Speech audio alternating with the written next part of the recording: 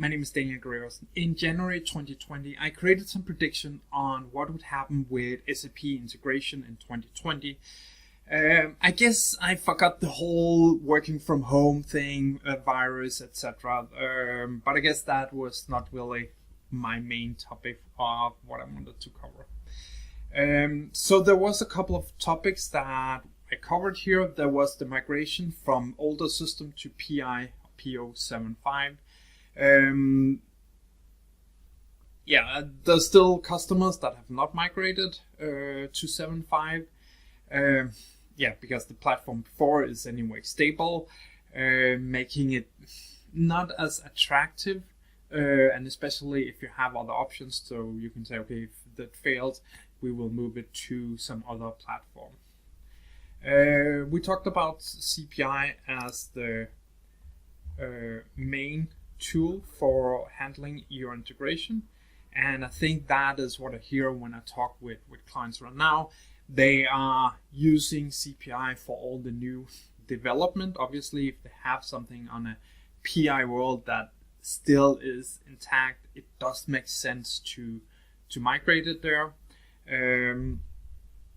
Cloud Foundry, I guess, was in the beginning of the release, and there was a gap between what you could do with Neo and Cloud Foundry, and Neo was by far the preferred platform here. This gap has closed.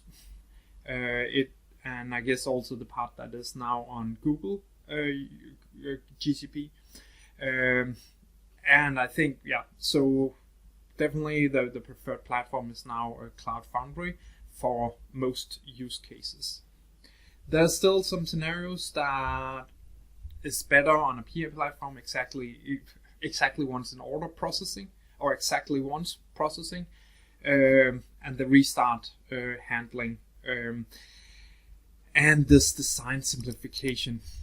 I have really hated being restricted to design the way PI is delivering integration, but the full-fledged, you can do everything in the CPI, it also has its downside if you do not have a proper governance in place. And obviously, I think that is also covered later. We talk about delivering automation easier, and definitely that is something I see either using some Git flows that you create yourself or using the FigApp tool to handle transport, testing, etc.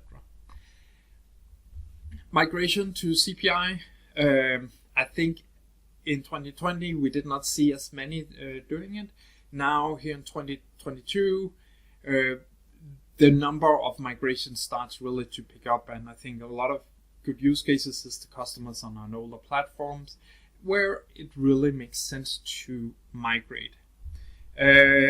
I hope here we could take the current process and migrate it to a CPI migration, so we had a way to copy from your peer to PO systems.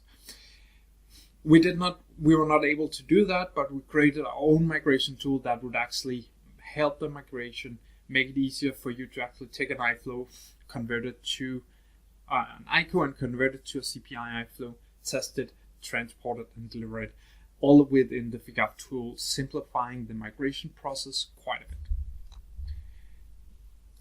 We talked about automating delivery of PI and CPI. And obviously, a lot of customers still have like a roadmap to use PI until 2027 or 30. And those customers, some of those are actually considering how to automate the delivery process. We have improved some of our capabilities to handle this. But basically, I think that for a lot of customers, PR is not that relevant anymore. All new developments go to CPI. API strategy. I think a lot of more customers started using it and figure out what their API strategy is going to be. There is still this thing whether or not who is designing the processes, and depending on the organization, are you just exposing services, or is it more the directive that the business say, hey, we want this API, please create it. Citizen integration, it was a hot topic. I have not seen that much of that going on in the SAP space. Obviously, as I mentioned here, the success factors, etc. But it is really, still think that is a little down the line before it makes sense to do that. You have the open connectors in the integration suite that can do some of this, but I still think that is way too technical for most people. And then you have something in success factors where you can do it.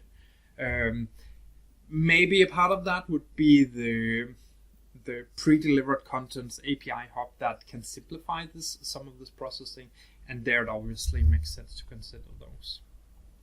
HANA projects, we obviously saw a lot of those that had happened. I think most would be reusing the existing APIs and not create new ones, because that's a huge task. So I did okay, I guess. There was a few things that I missed, like the virus, and then I guess another one was obviously the name change. You should probably guess that within the next 2 years, you would have a new name of the products. But the biggest thing in the SAP integration space was the events. I think this has really taken off and is something that's a lot more interesting, whether it's SAP's event mesh, etc. And then I guess also in the SAP world, with the bigger focus on integration, one roadmap, one domain model, SAP graph that is now available, master data management. So there's a lot of other things that are moving into the SAP ecosystem that was not really part of this prediction. And I don't really at the moment have any predictions on what is going on. Obviously, probably in 2023, a lot of companies will start the migration. In 2020, you want to be sure that you are starting to use CPI and understand that platform, so it becomes a lot easier for you to migrate. Once you get to that, you need to migrate the bulk part of your migrations. So I hope you liked it. If you did, please hit the like, hit the subscribe button, and check out the blog post. You can find the original one here on the link. But thanks for watching.